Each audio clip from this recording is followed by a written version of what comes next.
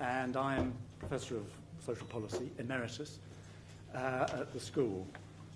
And I think I should say straight away, I think you probably already know this, but Paul Pierson is not able to be with us in person, though he will be with us because he's been quite unavoidably prevented from coming from America.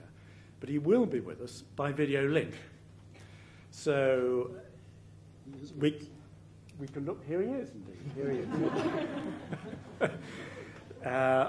It's marvellous to know this system is all working. So now, if we pass on from the technicalities of today, which I'll return to, just let me explain a little bit about what this event is about and why particularly we're celebrating today two things.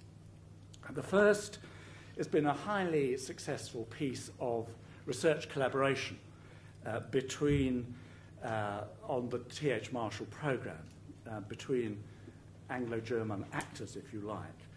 The Volkswagen Foundation have generously financed an exchange of young scholars between us and universities at Bremen, Berlin and Cologne, and we've handled the administration this end, and those universities have handled the administration that end. And it's been a very productive exchange.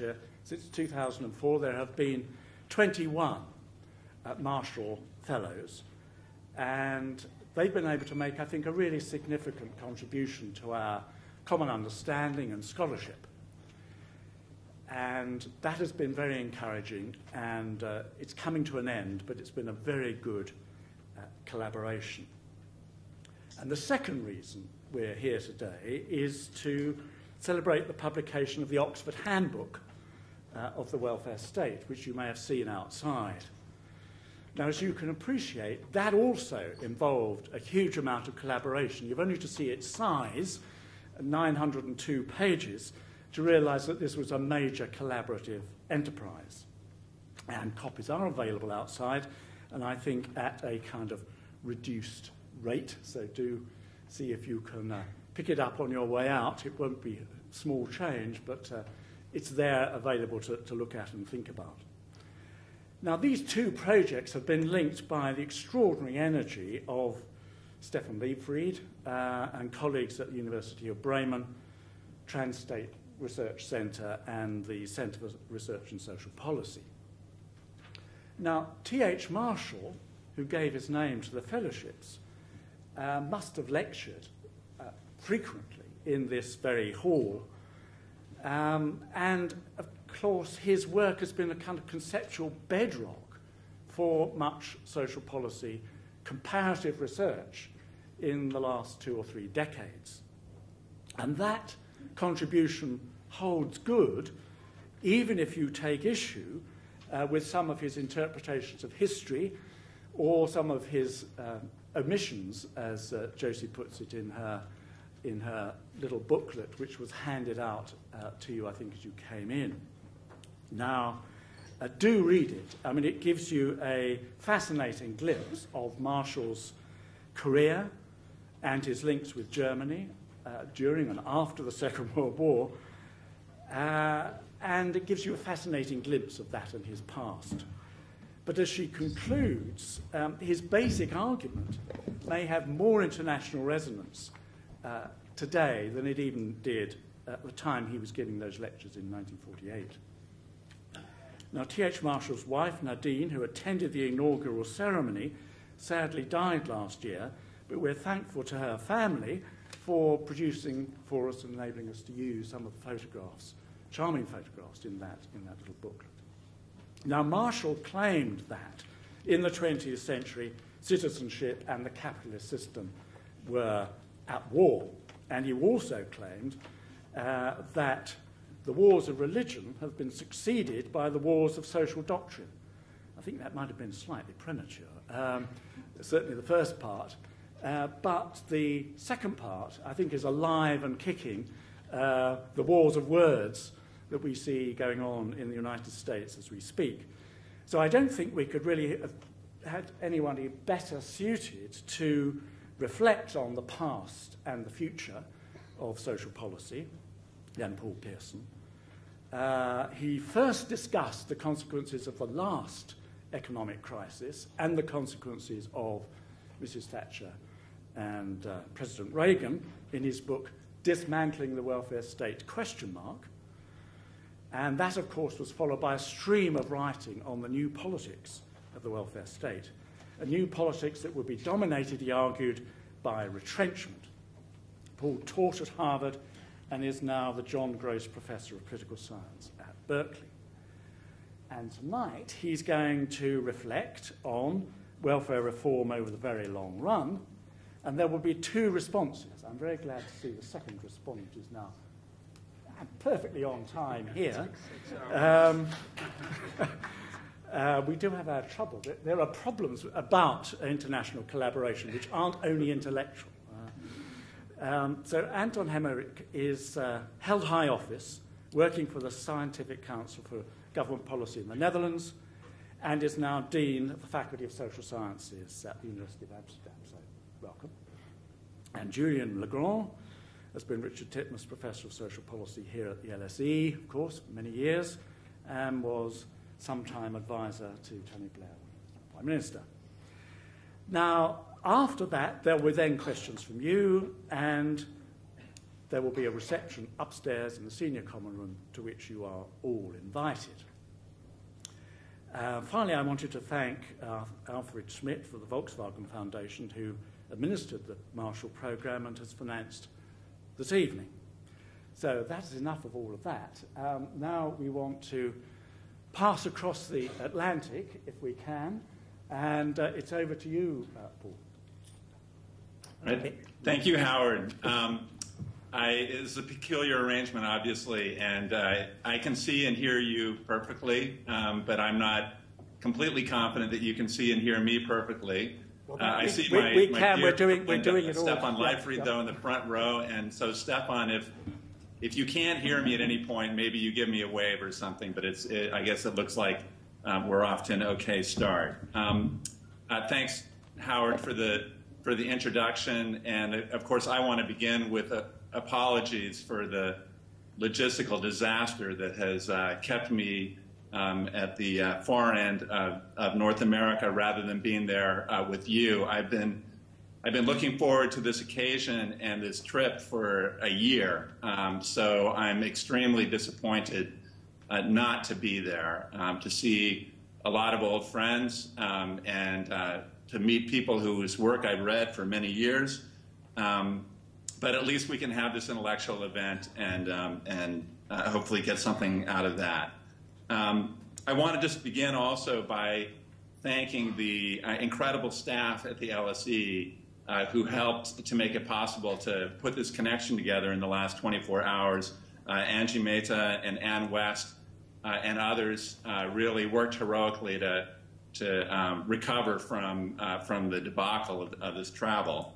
And I can start by saying this actually isn't the first time that I've been on the receiving end of the generosity of the LSE staff and seen their skill.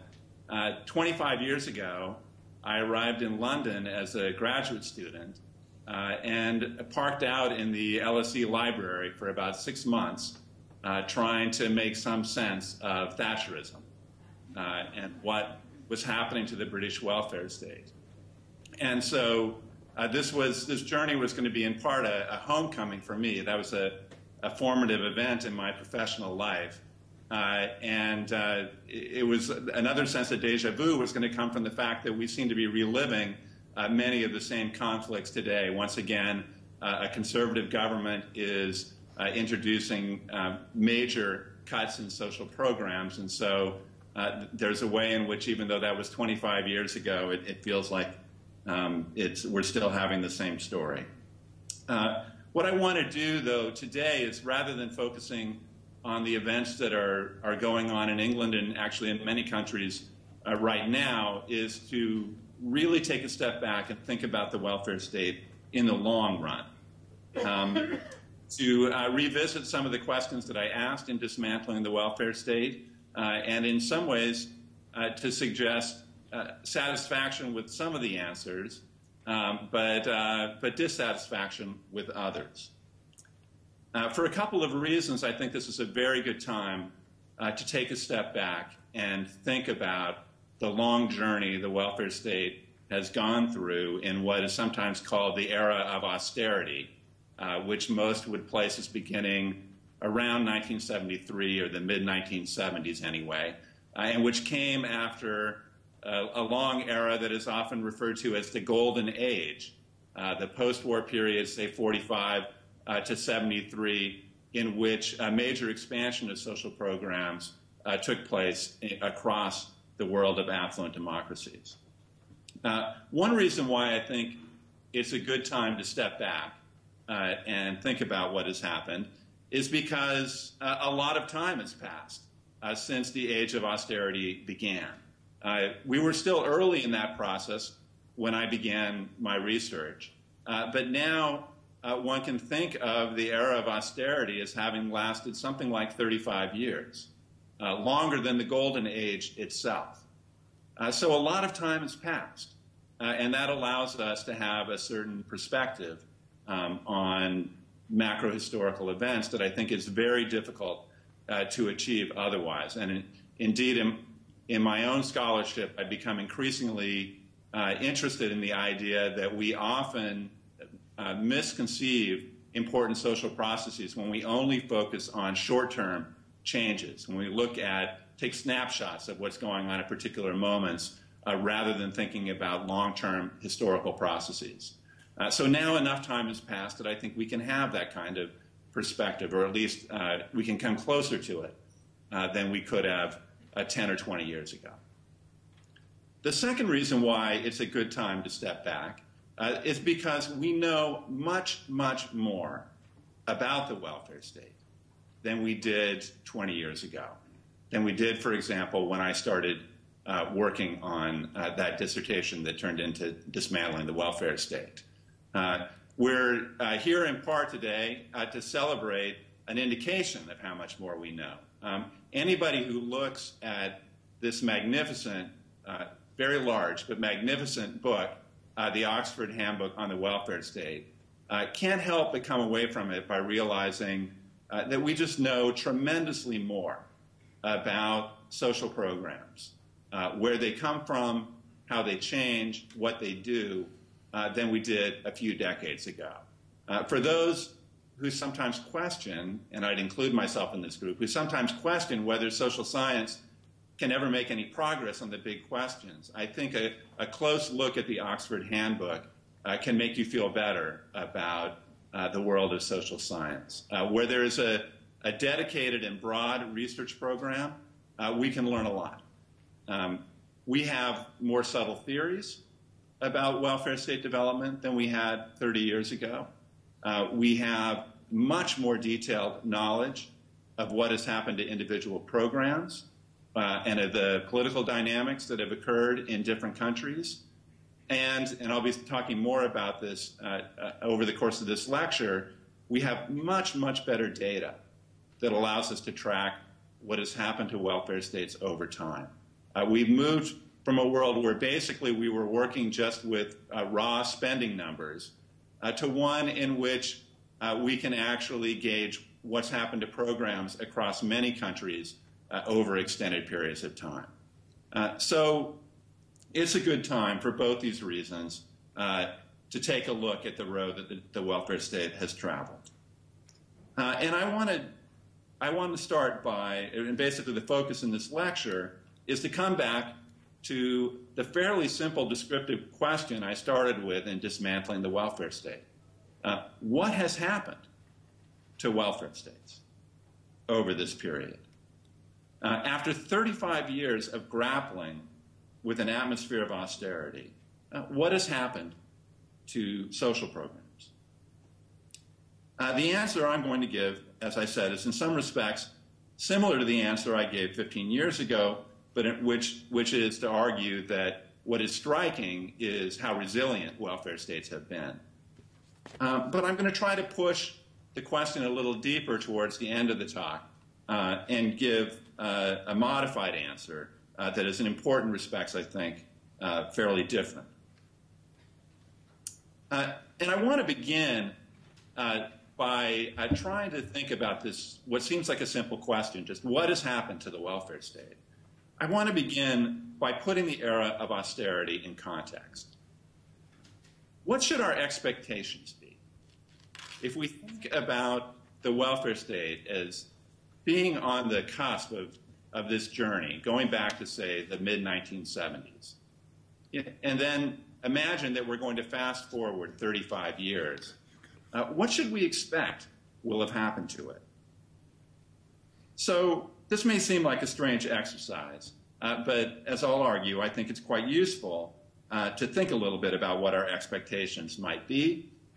And I want to do that by taking two different approaches. First, I want us to take a look back, and then, as I would put it, I'd like us to take a look sideways.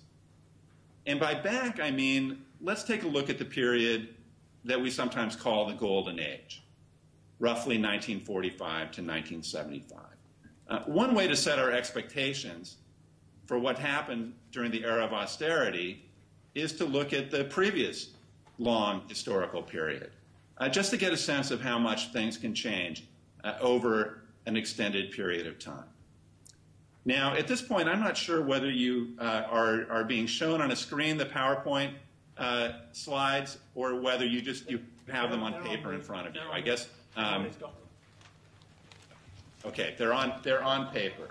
So, if you could take a look at the very first figure at this point, which shows for a series of programs a comparison between 1950 and 1980, and this is from data collected by Alexander Hicks. And it just gives you a rough sense for some major programs at what a dramatic evolution took place in the structure of social programs over a period of roughly 3 decades. And the same story is replayed across many programs for many countries. A tremendous increase in coverage of social programs, a tremendous improvement in the generosity of those social programs. And I give some illustrations of this in the paper that I wrote for this event.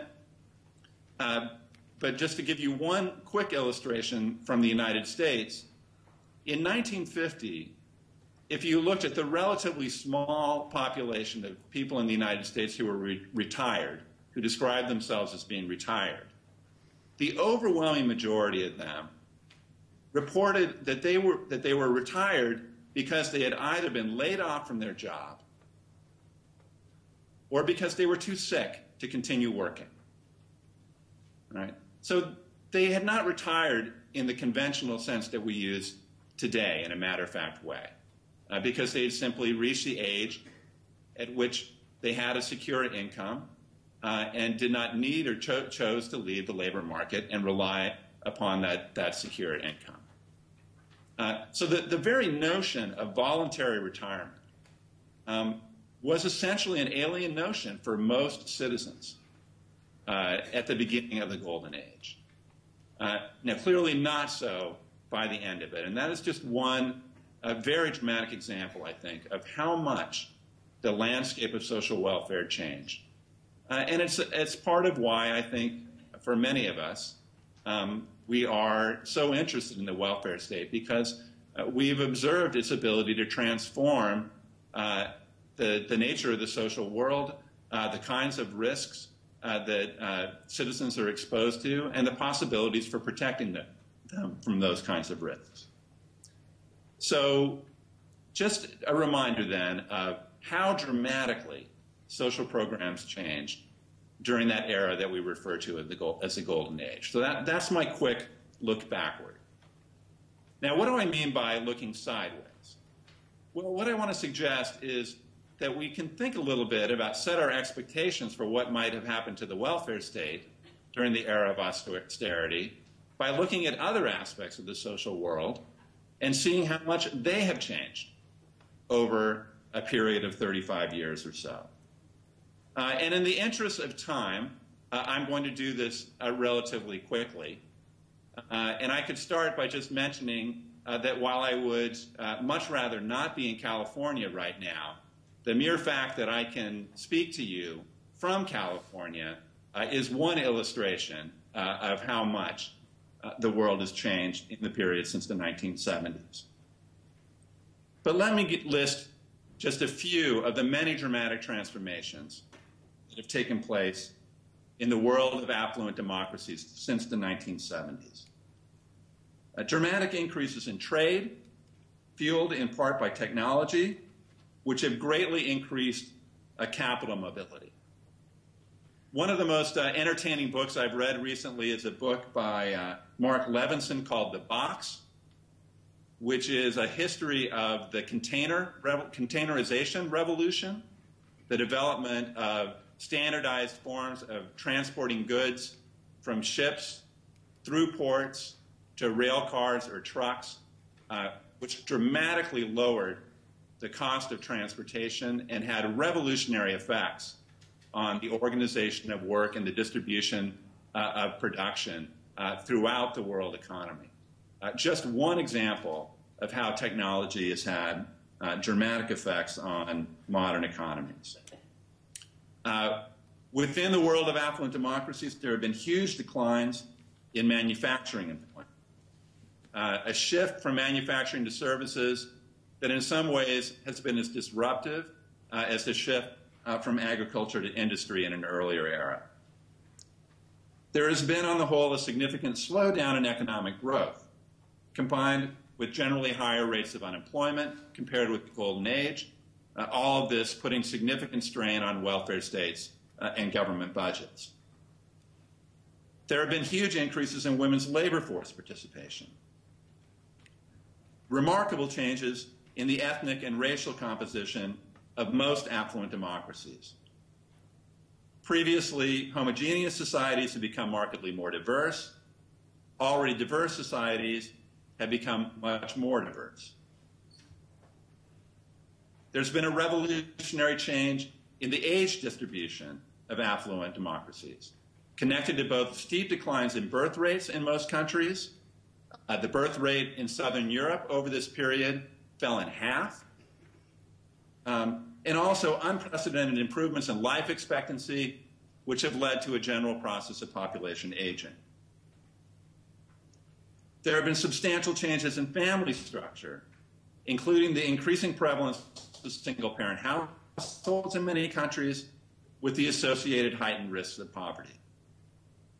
These are just a few of the many dramatic changes that have taken place.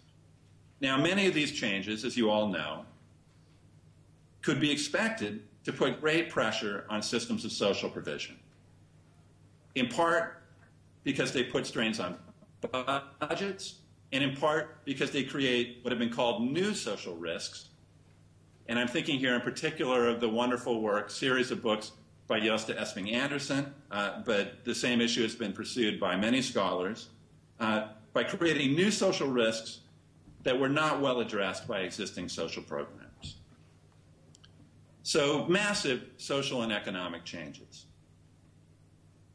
There have been huge political changes as well. Would be one prominent example. The dramatic expansion in the role of the European Union for countries who are members, with its effects on economic and social policy. And most important, this is, in some ways, it's an economic and social change, though I'm talking about it here in political terms because I think, arguably, politically, it has been so important. There's the decline in labor unions in most affluent democracies. And here would be the point to look at the second slide, which shows union density rates across the OECD during this period. And you can see they're quite stable through the 1970s, but then begin to decline quite dramatically. And I emphasize this change because there is an enormous body of research associated maybe most closely with scholars like Walter Korpi and John Stevens, but many others, which has argued that, that labor unions, the most organized voice for ordinary citizens on economic matters, played an absolutely essential role in constructing the systems of social provision that developed, especially in the Golden Age. And so there's much reason to think that such a dramatic decline in labor unions might be consequential for systems of social provision. So that's my very quick look backwards and sideways at what happened both during the Golden Age to the welfare state and what happened in the more recent period to some other important aspects of the social, economic, and political world. And all of this is meant to just set our expectations a little bit for thinking, what would we expect to happen to the welfare state over this period of roughly 35 years of austerity? Given how rapid we know that change in social programs can be from the previous period, and given what we know about the disruptive possibilities for budgets, for other kinds of demands developing in society, for levels of social solidarity and political support, what would we expect to happen to welfare states? And what I want to just suggest, and we could discuss this and maybe argue about it, is that one might think that given these kinds of conditions, that there would be quite a bit of erosion in structures of social provision over this period. So now let's look a little bit more closely. And I want to start by just saying that even though I think we're in a much better position because we know so much more about social provision than we did a few decades ago, we're in a much better position to address this question. I confess that even 15 years after the publication of Dismantling the Welfare State, I don't think we've given very satisfactory answers. And I want to just mention for each of the major strands of scholarship that have tried to deal with these questions, why I think that might be the case. For quantitative research on welfare state, I think the biggest problem is that there is a bias towards trying to explain variation. Right? The focus is on explaining, as statistical analysis helps us to do, why you might see something different in country X than you see in country Y, or something different in program A than you might see in program B. But there's a prior question which we need to address, which is simply, how much change do we see at all? And it may seem like that's a fairly straightforward and boring question, but many of our theories about what should happen to welfare states also have expectations, produce expectations about how much change we would expect to see. So, for example, the arguments that Walter Corby and others have made about the importance of the power resources of the left and labor unions suggest pretty strongly, and Corby himself is quite explicit about this, that if there is a big shift in the distribution of these power resources, that should have a big effect on policy fights and policy outcomes that you will see.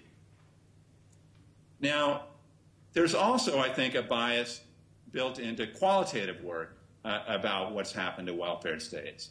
And I say this while at the same time recognizing and really celebrating how much a lot of this work has contributed to our knowledge of social provision and to the politics of changes in social provision.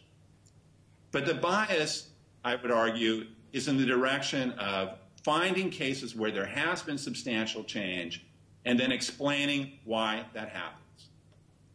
And the reason for that is because finding stability or resilience is not very interesting. It's like a null finding in a statistical analysis. It is, as I put it in the paper, a dog bites man kind of story. Right? And especially if someone has already made this argument, the incentive in scholarship are towards finding illustrations of cases where there really has been substantial change. And certainly there are those cases to be found. I wouldn't want to suggest anything other than that. But the question is how representative or how generalizable are those particular experiences. So I think that there have been limitations to the ways in which scholars have wrestled with these issues so far.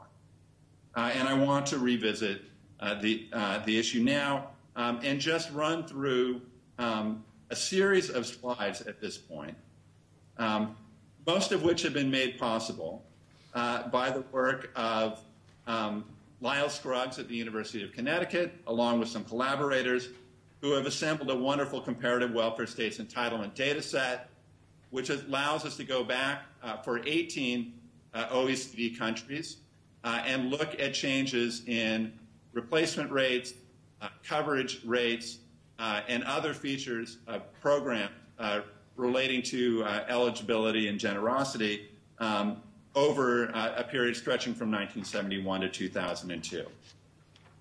So here's the point where the PowerPoint slide, I'm sure some of you have probably already peeked ahead to see my dog bites man kind of story. That really, when I look at these slides, that is the kind of world that I think we've been living in.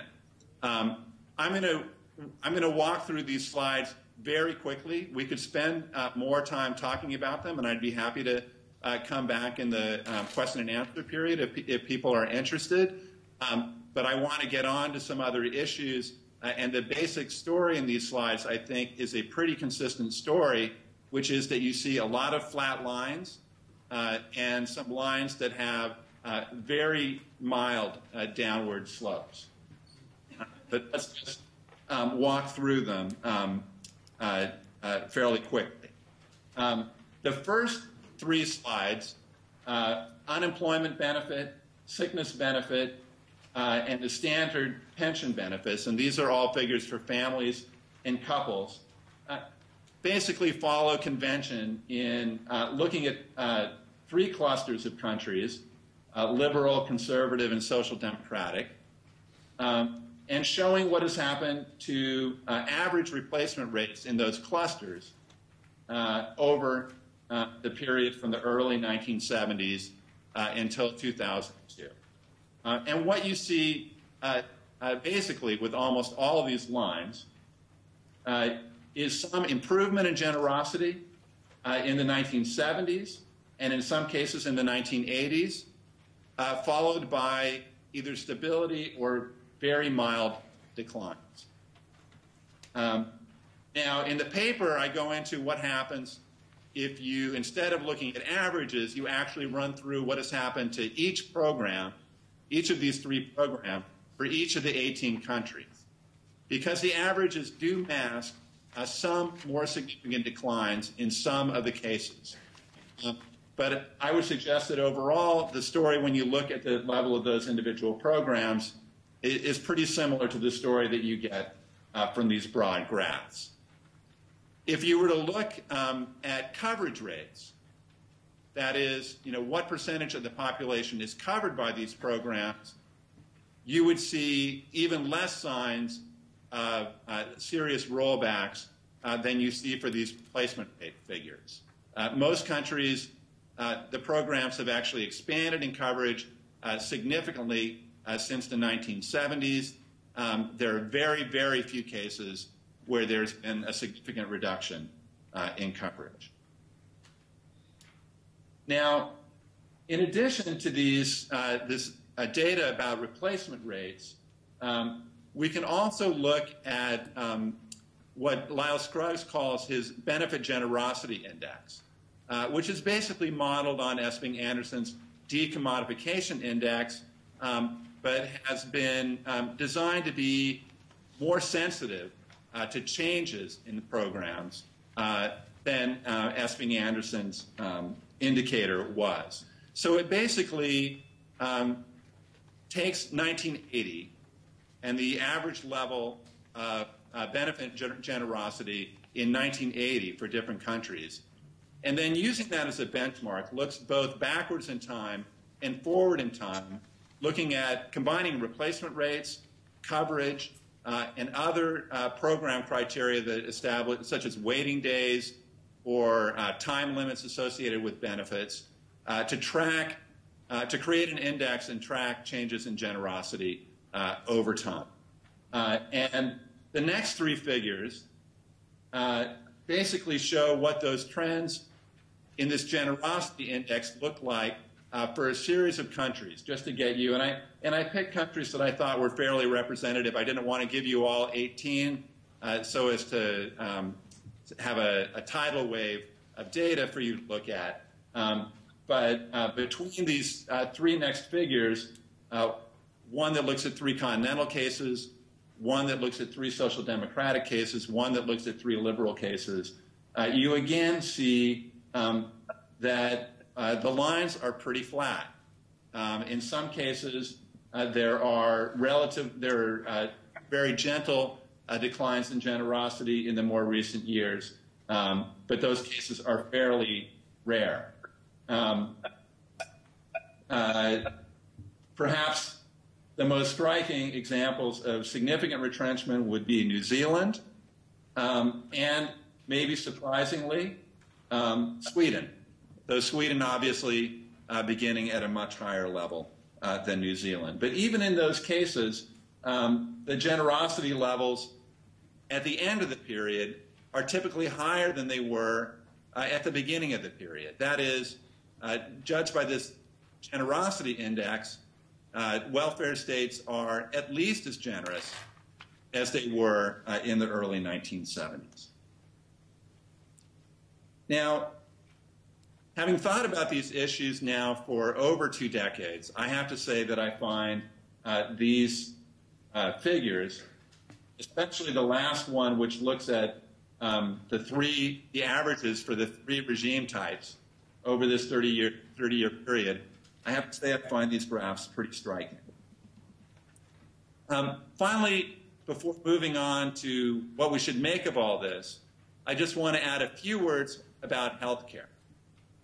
Now, healthcare is often left out of discussions of welfare state retrenchment because it's a little bit harder to figure out what retrenchment means in the case of health. It's a little harder to find summary statistics of the kind that we can attach to the generosity of a pension program or an unemployment benefit program. But healthcare seems like a pretty important program to leave out. It's in every country, it's one of the two biggest expenditures associated with social provision. In many countries, it is a hugely redistributed program in terms of the difference between what people pay and what people get out of those programs. So I think it's worth saying just a word about this. And the next figure that I provide looks at changes in the distribution, the share of healthcare spending. Since healthcare spending is going up virtually everywhere over this period, I looked at the share that is going to the private sector, which might be, if that were increasing substantially, that might be one sign of evidence of some kind of rollback in the healthcare state. But as you can see, there's relatively little evidence of this as well. And the way that this graph was drawn, it actually probably exaggerates changes that might take place. So that drop that you see for the total OECD at the end of the period is, in substantive terms, we're talking about a drop from a 74% share that's public to 72% share. All right, so as I said, a lot of lines that are pretty flat or show very modest declines from the levels that were reached in the 1980s. But at the end of this long period of dramatic social change on many dimensions, we see systems of social provision at least measured as they're measured with this data, that are at least as generous, and in many countries, substantially more generous than the ones that existed at the end of the Golden Age. To me, this is a pretty striking result, and surprising, at least when one thinks about what our expectations might be when we either look backwards at how much the welfare state changed in the 1940s and 50s and 60s, and how much the rest of the social, economic, and political world has changed in the 70s, 80s, and 90s. Core welfare state programs have generally held up surprisingly well. All right, let me turn very quickly to think about what we should make of this. And I'm just mention a couple of possible objections that I'm not really going to discuss in the interest of time, so that we have time to hear the commentaries and get some discussion from the audience before moving on to a couple of broader concerns. One objection would be that the data ignore cutbacks that are lagged. That is, if someone introduces cutbacks such as raising the retirement age, what's happening in the UK right now or happening in France right now, well, that's not going to show up well in this data if it's happened quite recently. And that's true. Though it is still, I think, quite useful to look at a long period of time and collect data at least that carries us through the beginnings of the last decade. The second objection would be to say this all may be well and good if one is looking backwards, but the age of austerity begins today, the true age of austerity. And I'm sure sitting in London, that's an objection that has occurred to many of you. And it is one that hopefully we'll get a chance to discuss.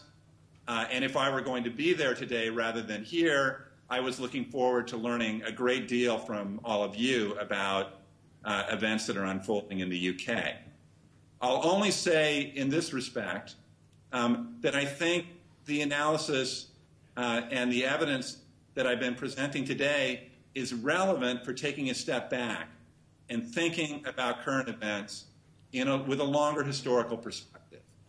I thought when I was working on this paper that it would be fun to simply collect headlines, 1970s, 1980s, 1990s, and current decade, announcing for a whole range of countries the death of the welfare state. And you would find them all the way through that long period. In fact, the New York Times, I note, has a convention of every 6 months running an article about the death of the European welfare state, and they've been running that article for 30 years. Let me turn, though, to two broader challenges, which have to do with the broader implications of this evidence of resilience. To me, the strongest response to this evidence is not to say, no, it isn't true. It's to say, yes, but. In other words, my view is that the debate over the extent of welfare state retrenchment has misfired. The problem is not that arguments about the resilience of social programs are wrong. It's that we have too often drawn the wrong implications from the fact of resilience.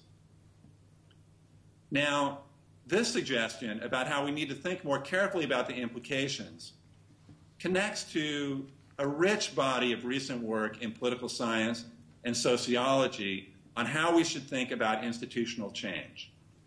And I've participated in some of that conversation myself, but I'm thinking also of the work of people like Kathleen Thalen, Wolfgang Streeck, and Jacob Hacker, who have argued that we need to think about what it means if particular institutions are stable within a context where other elements of the social world are in flux. Under such rapidly shifting conditions, stable outcomes at the level of program rules may nonetheless mean substantial change in the meaning of welfare states, in how they function within the broader societies that they are just a part of. Now, I want to briefly consider two versions of this suggestion, that we rethink the implications of social program resilience. There's what I think of as a soft version of the argument and a hard version. And it may surprise you that over the last few years, I've actually been working in collaboration with Jacob Hacker on developing the hard version, the more radical version of this concern, at least with respect to the United States. And what I really want to suggest today, I'm not going to be able to lay out these arguments in any detail given the time. I need to start getting close to wrapping up. Is that I think the most important agenda for those who are interested in the welfare state now and in the future is to think through what true long-term implications are of the welfare state's impressive staying power at the level of established programs. All right, so the soft version is nicely captured by Josta Esping Anderson's phrase, the frozen landscape of welfare states. Esping Anderson argued quite a while ago now that welfare states have been insufficiently nimble in responding to emerging social risks. That is, his concern is not that the welfare state has not been resilient. His concern is that it has been too resilient. The result has been a mismatch between what social needs are and what the welfare state does. And then there are enormous inequities between favored old claimants over disadvantaged new ones. Some of the best recent work on the welfare state, and I'll just mention Juliana Bonoli, Celia Heuserman, and Julia Lynch, explore the dynamics of social policy development by considering this collision between old social risks and old social programs and new social risks. Now, that's actually, this what I call the soft version, is fairly discouraging. And you can certainly read, when you read Esping Anderson's work on the subject, his enormous frustration about the incapacity of many societies to respond to meet new social needs. So why do I call this the soft version? I do so because the hard version, I think, suggests that the outcome may be even more unsettling. And rather than a frozen landscape as a way to describe this, I would describe this version as suggesting that the welfare state might be a kind of Maginot Line, to recall the onset of World War II. This argument has potentially more radical implications. It suggests that at least in some cases, the welfare state's traditional opponents have outflanked it, achieving their major goals while leaving the traditional edifice of the welfare state largely in place. Indeed, in a new book with Jacob Hacker called Winner Take All Politics, I've developed an account of the last 30 years in the United States that makes exactly this argument. So the next to last slide looks at the distribution of income across a range of OECD countries since the late or the mid-1970s, and how the share of the top 1% has shifted. And you'll see that the top 1% share has grown in these countries. But it has grown much more dramatically in some countries than others. And the United States wins the prize, though the UK gets the silver medal. And it's striking when one looks at this that the US actually, in the early 1970s, looked very ordinary. in comparative perspective, but not so anymore. We have shifted towards a winner-take-all economy in the U.S. And let me just give you one statistic to indicate how dramatic the change has been. If you look at changes in after-tax income in the United States over the period from 1979 to 2007, so almost 30 years, and this is before the onset of the most recent economic crisis. Over that 30-year period, 40% of all income growth in the United States went to the top 1% of the population. Now, that, to me, is just a stunning figure about how the economy, and that's after-tax income. Just a stunning indication of how the distribution of economic rewards have changed. Now, and I should add that most of that 40% actually went to the top 10th of 1%. So even within that top 1%, the gains were very highly concentrated. We argue in our book that this is not just a result of globalization. It's not just a result of technological change or increasing gains to skill, but that government policy has played a huge role in shifting to the distribution of economic rewards.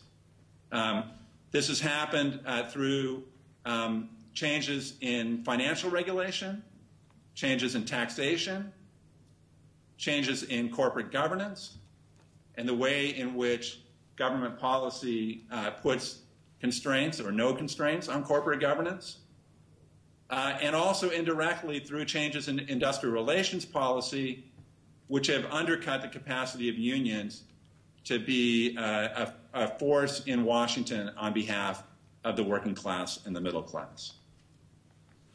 So we argue in the book that a winner-take-all politics has helped dramatically to produce this winner-take-all economy. Now, to date, this is primarily an American story, although there clearly are echoes in other countries, including the UK. But whether this Maginot Line scenario has a broader relevance, perhaps taking different forms in different political settings, is a pressing issue for research. Is it possible for something like what's happened in the United States to happen in other OECD countries? And again, what's striking to me in the US case and the way that it relates to the evidence that I presented today is that these dramatic changes have taken place while the core programs of the American welfare state, such as Social Security and Medicare, have remained extremely stable. Right? So the opponents of the basic goals behind the welfare state have advanced their goals not by dismantling the welfare state, but by going around it to dismantle other, more vulnerable parts of the post-war social contract. So in closing, I want to refer back to a quote from Esving Anderson again, which has sometimes been used to help us think more carefully about how to measure what the welfare state is doing. And Esving Anderson wrote in The Three Worlds of Welfare Capitalism, no one ever struggled over spending per se. You know, his point was, don't get too bogged down on the spending numbers because they don't really capture what is at stake. They may tell us something useful, but the conflict is about something deeper. And what he meant was, it's about the structure of these programs and how much protection they provide to people and what they do to the distribution of risks and rewards. So in closing, I would just paraphrase Esving Anderson by saying, nobody struggled over the structure of the programs, per se.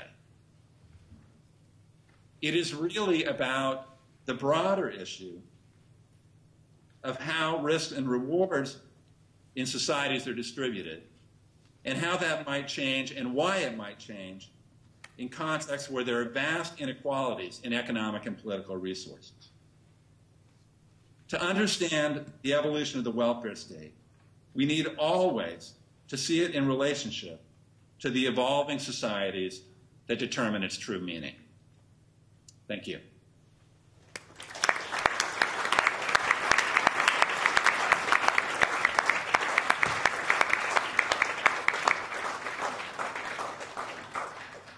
Well, as I expected, Paul, that was challenging and interesting all the way through, particularly, I think, the Maginot line analogy, which I think certainly kept me awake a couple of nights ago.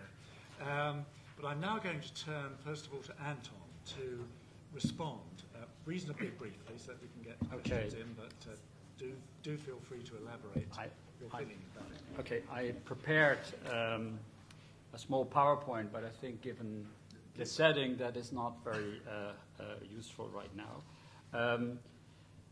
At the core of Paul's wonderful account of the longue durée of the welfare state over the extended period of austerity lies the argument that the argument of generous welfare provision consolidation, despite negative pressures and unfavorable politics, and that over the past 35 years. The world has changed massively, but not so much the welfare state. It almost reads like de Lampedusa's famous dictum, the more things change, the more things stay the same. If I were to square this with my own assessment and studies of the period, I would like to paraphrase de Lampedusa into the more social policies change, the more stable the core remains, and maybe that's the essence of resilience. And then the question is this a fair assessment? And I think not. In the next 10 minutes, I'd like to pick up on two issues. One question is how much change is there to explain? And Paul already pointed to this. And the theoretical implications for further development of research. And these two issues are at the core of Paul's research for a very long period of time. So, first of all, my first comment is that I think the era of austerity, to say that it lasted for 35 years is a bit much, especially when you end that maybe the period of austerity really begins today after the last crisis. If I look at the post-war era, I see more or less three periods, whereby two are junctured by key political and economic crises. That is, of course, the Golden Age, which was preceded by the Second World War and the Great Depression. And it was a fairly sort of Keynesian demand management policy theory behind the welfare state. This became increasingly inflexible over the 1960s, and then came the two oil shocks, and it needed flexibility. So if the post-war welfare state in the Golden Age was really the search for stability, economic, social, and political, maybe less so growth, and that was very lucky. The neoliberal period was really a search for flexibility.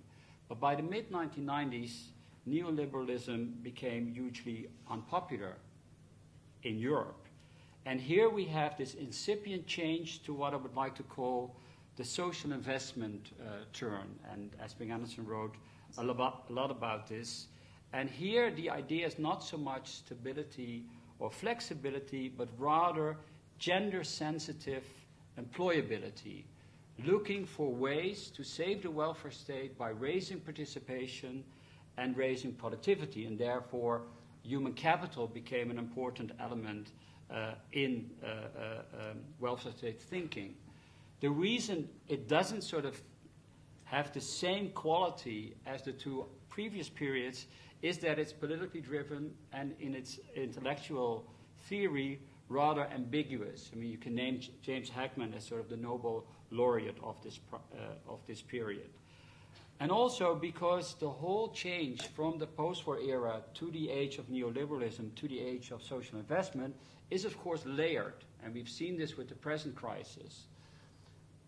The welfare state today is still very much a Keynesian welfare state. I mean, this was the huge luck of the crisis in countries like Sweden, the Netherlands, and Germany, that there was this buffer of automatic stabilizers. And if you allow for short-term unemployment benefit and at the same time invest in the quality of the workforce, then by the time the German economy picks up, people can go back to work. So this is what I mean with layered. And also the social investment edifice is very much supply-oriented, oriented towards productivity and raising employment. So those are my three periods.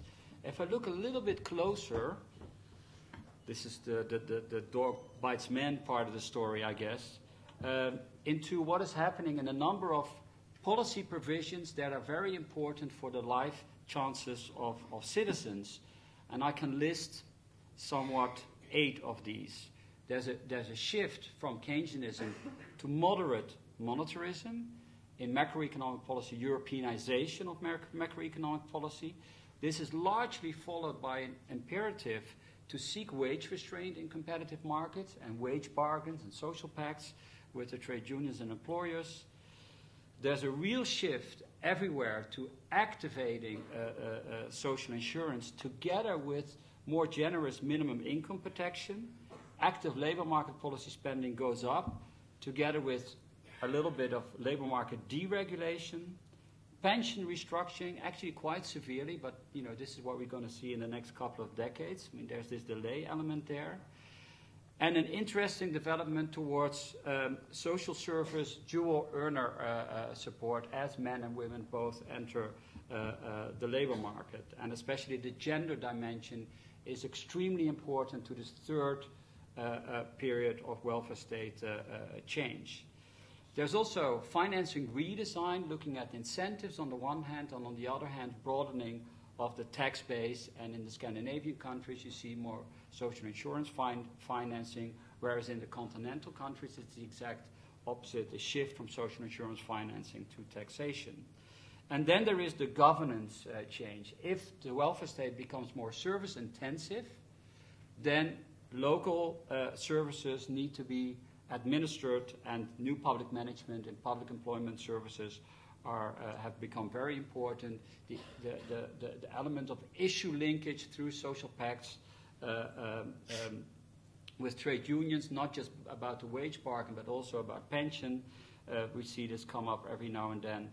And then, of course, the EU is sort of invading in the policy sphere of domestic social policy, both as sort of, destructuring the boundaries on the one hand, and on the other hand, raising the stakes or the agenda for this sort of social investment edifice. So my dog bites man story is that at the policy level, if we look at the number of these policy areas, I see profound transformation. A full-scale endorsement of the social investment paradigm in the Scandinavian countries. The continental countries went through the biggest change, a real U-turn away from early exit with timid social investment, but it's gaining momentum. Third way, Anglo-Saxon countries, they had this orientation towards social investment, but were unable to finance it through taxation and fiscally. And indeed, many of the southern countries, this development was very much still mated along the lines of the new politics thesis, perhaps with the exception of Spain. And actually a number of these changes you now see accelerating in these countries, especially in the area of labor market policy and pensions. So this is my story about how much change is there. And then when you turn to theory development, sort of my second point, the question is how can we explain this?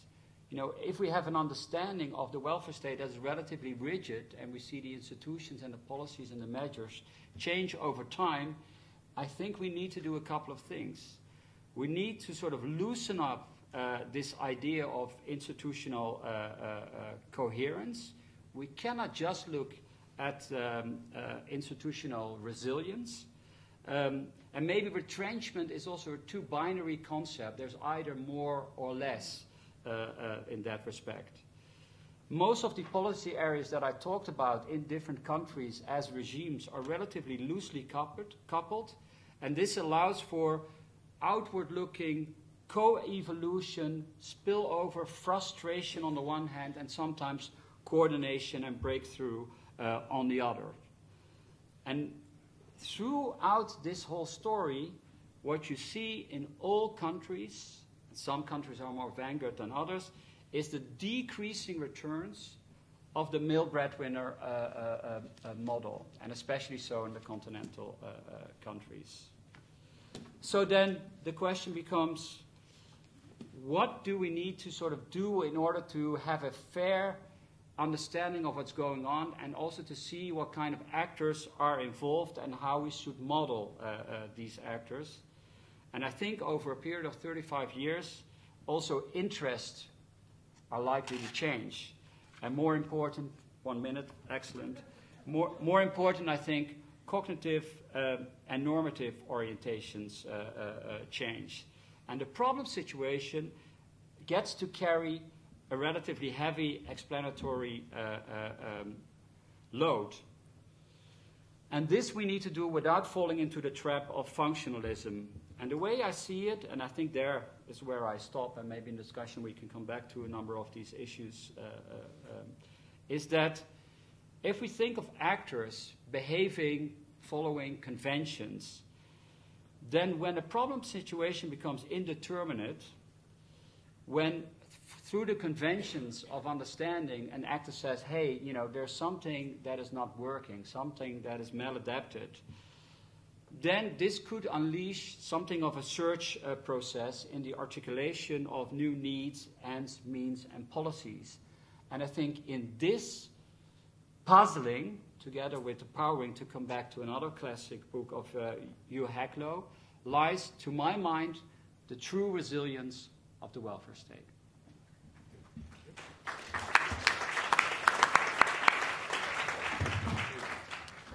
Thank you. 3 quick points about the past, the present, and the future. With a cast of heroes and villains, but I'm not going to tell you which ones are which.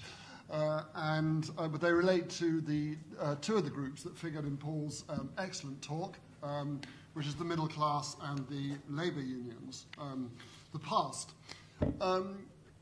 There was a big debate. There used to be a big debate in the 1980s, to which Paul was a major contributor, in fact, almost the major contributor, I would say, about the growth of the welfare state and why it had grown since World War II and its development during the Golden Age. I think not too much of a caricature to say there were 2 essential theories. One was that it was a growth, it was the power of the trade unions, it was the power of the labour unions, the power of the working class more generally that drove this through. And the other was that actually what was really happening with the growth of the welfare state during from the 1940s onwards was actually its extension to the middle class. And it was actually the middle class power and middle class development that led to its growth and development. I participated in that, and I believed it was one of the middle classes were the chief agent, and I think probably Paul at least partly agreed with that. Well, if that was a theory, if there was a clash, it looks as though what we've seen since 1980 supports the idea that essentially it was that the middle class were the drivers, or certainly the middle class appear to have been the drivers subsequently, with the decline of the labour unions, as Paul points out, and the preservation, interestingly, of essentially the middle class programmes. Pensions and healthcare have been the major beneficiaries during this period, and essentially it seems to me the role of the middle class is reinforced. And that applies to my second point too, really. The second point concerns an area that wasn't really mentioned in Paul's piece, but an area where there has been big change in the welfare state, which is concerned not the finance of the welfare state, but the provision of the welfare state. If you look at areas like healthcare and education, incidentally education is another area which tends to get neglected in these discussions.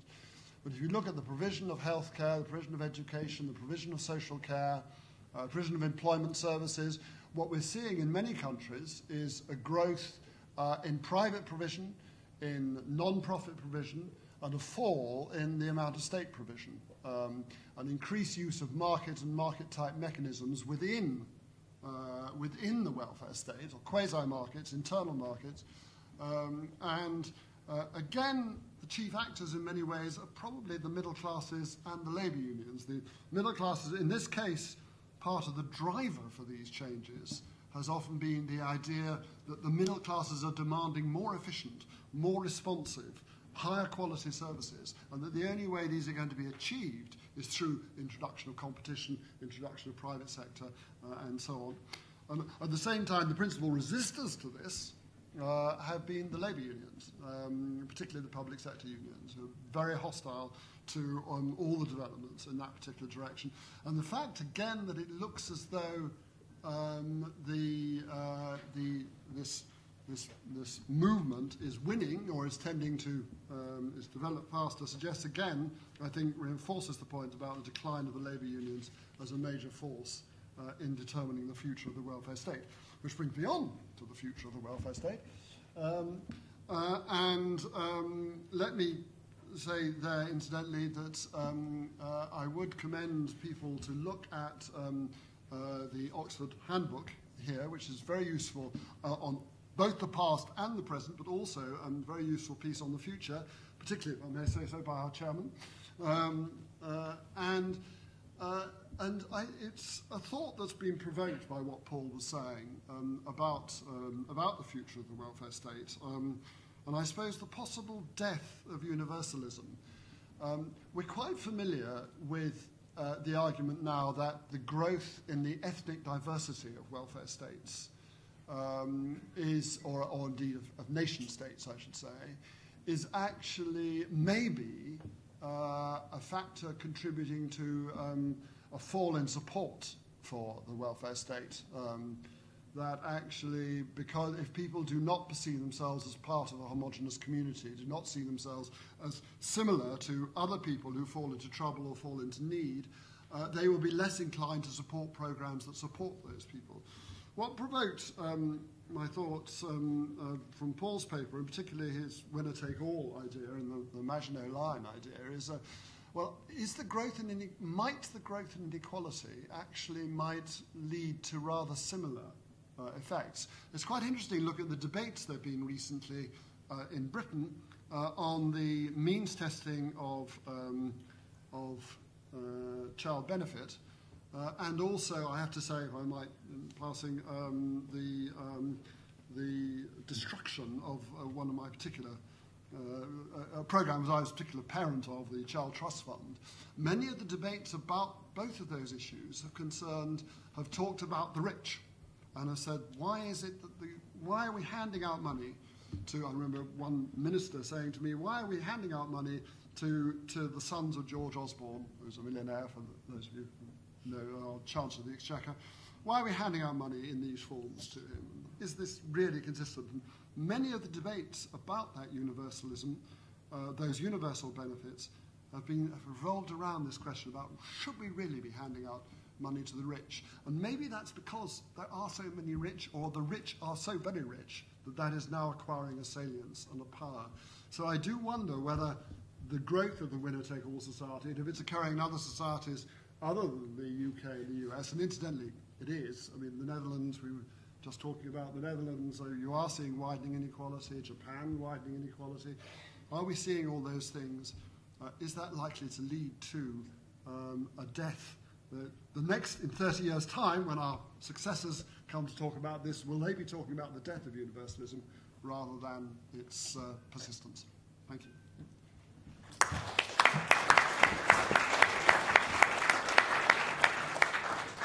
Well, Paul, I'm going to hold you back from intervening. I want to get people from the audience here to ask some questions. Yes. I'll take sort of three together, I think, and then I'll primarily come back to Paul to respond. Yep. There's a microphone coming your way. We've just seen probably the largest welfare program for the super rich in human history. in the course of the bailout of the bankers. And we have had successful avoidance of payment for the insurance against future bank bailouts. At the same time, you can routinely see in this country Poles who arrive and 4 days later they're in employment, and native British who are in their second and third generation not working. I wonder if I could have the comments of the panel on both these phenomena. Okay, another question or comment?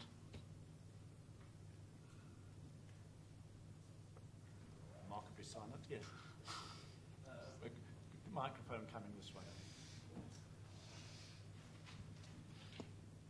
I'm Frank Castles. Thanks, Paul.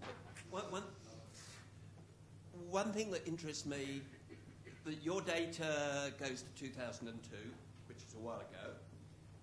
We're now confronting a situation in which all the portents are of very severe cuts, potentially, certainly in Britain and in a number of other European countries. And I wonder, there is data, and I helped assemble it, and others here too, that there were real cuts in the era of austerity, though not to the welfare state, to other programs, education, economic subsidies, defence spending, etc., etc. There's not a lot of room left to attack that part of the state now. And I wonder, since the cutbacks before happened in the non-welfare state area, whether there is any room to cut those things anymore. It may be the welfare state's turn 30 years later. Yes, there's one over there, and I'll take those three together. Dr. Chelke, LSE, and at the moment T.H. Marshall Fellow in Berlin. I was just curious about an alternative explanation of what you would say, that this is not all such a political enterprise, this kind of getting around the welfare state, and therefore the spending looks stable, but actually we kind of undermine the supporting institutions of the welfare state. But rather that somehow, first of all, there was this dimension that I think Anton quite rightly pointed out, that we have recognized a few entitlements that women have, for example, in old age security, which has driven, despite these cutbacks, have driven pension expenditure and kept it more or less stable. So that there was an autonomous kind of structural driver that you cannot deny women that entitlement. The same then with aging and so on and so forth. So that in a way, they tried to cut back, but there were drivers that would, despite the cutbacks, keep the spending stable. So in a way, you would have to look at who receives today pensions. Would the male average worker still get the same? And he has probably lost out, but there were other demands that we acknowledged. Asylum seekers, I think, are others. I mean, in Europe, you have a social right when you move across the countries and so on. So that would be a very structuralist explanation, if you will. I was just curious what the panel thinks about it.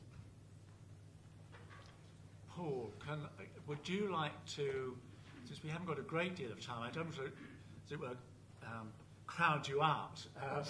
If you would like to pick up some responses to these two and any of the other points that have been made from the floor that you'd like to respond to. Okay, let me try to say just a little bit. I've got a frozen picture of you guys. There's kind of a frozen landscape at the LSE right now. So, but I'm guessing from that reaction that you can still hear me at least. There's way too much to try to respond to everything, but let me just say a little bit in response to Anton and Julian's excellent comments, most of which I actually agree with. With respect to Anton, one problem I've long struggled with in talking about this issue of retrenchment and resilience and change is, what constitutes a big change? It's sort of in the eye of the beholder.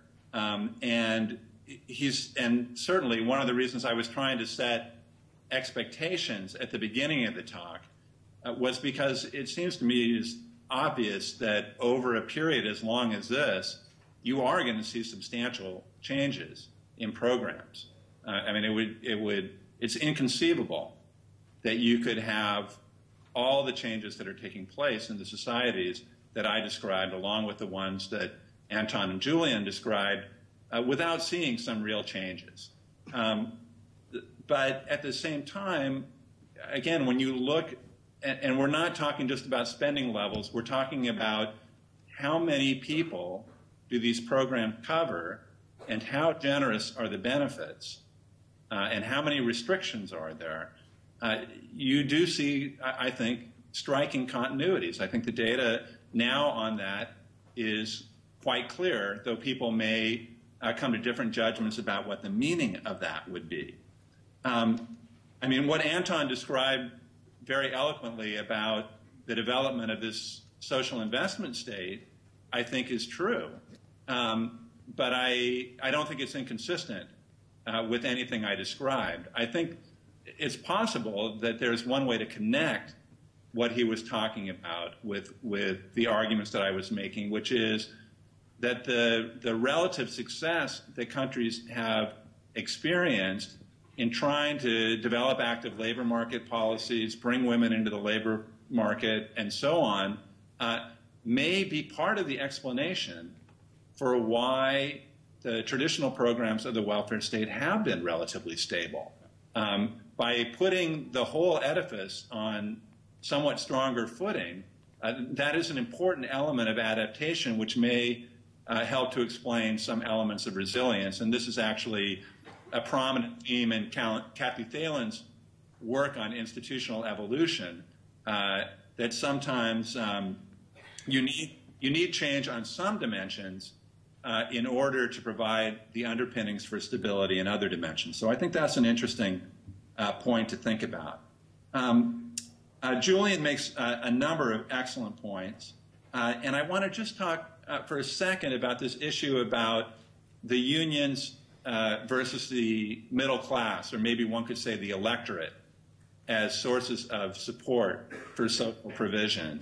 And I guess my view on this, which continues to evolve and is somewhat complex, is that one needs to think about the contributions of both sets of actors, that the unions in most countries were extremely important in putting these arrangements in place, in creating the political initiative to make this happen. Arguably, and this was the core argument of the New Politics literature, arguably once these programs have been institutionalized, especially the ones that have broad constituencies of beneficiaries who matter in electoral politics, arguably unions become less important for sustaining those programs. Now, they're still important for sustaining programs like unemployment benefit or sickness benefit, which don't really have natural constituencies and are likely to be supported by unions. And I guess that's why I would be a little bit careful about thinking that maybe unions now don't matter as much for the politics. Because the argument that Jacob and I are making, I'm sure Walter Korpi could read our current book and would be nodding his head vigorously at most of it. At least I'd like to think that he would be. Because what we argue is that the decline of unions in the United States has made a huge difference for aspects of the political economy that do not have natural constituents. So whereas Social Security, pensions may be well protected, the system of financial regulation was not. And the absence of any organized interests protecting those arrangements made it much easier for the banking industry to attack them and gradually see that they were dismantled. And I'll just say finally on this score, I think there are very interesting questions about whether the United States is quite atypical in this respect. And the reason I say that is because we have extremely arcane political institutions, which you probably know something about, that I think make the capacity to organize in politics especially important in the United States, because it is so hard for voters to really follow what is going on and figure out who to hold accountable. Organization is an enormous advantage in the American political system. I think maybe more so than it is in most European political systems, though I think it probably matters quite a bit there as well. So one of the questioners was asking about the tax on bankers, and that did not happen in the United States, even though I can assure you that most Americans are at least as furious with bankers as the British are. But the capacity of ordinary voters to follow what is going on in Washington and then figure out who to blame and who to hold accountable is just much, much more difficult. So I think unions continue to matter a lot, but they may not be, at least in the medium run, may not be so essential for protecting these programs that voters are organized to protect and are very well aware of. Well, thank you very much, Paul. I think we're moving to the end of the time we've got here. So I think the best thing to do is for those people who would like to continue this discussion and pursue the speakers up here and talk to each other is to move up to the senior common room where there's a reception. I'm sorry, Paul, we can't take you with us. I certainly wish you could, and Howard, I would certainly drink a toast to you for leading this so well and dealing with the trying circumstances. Thank you very much indeed, everybody, particularly the technicians.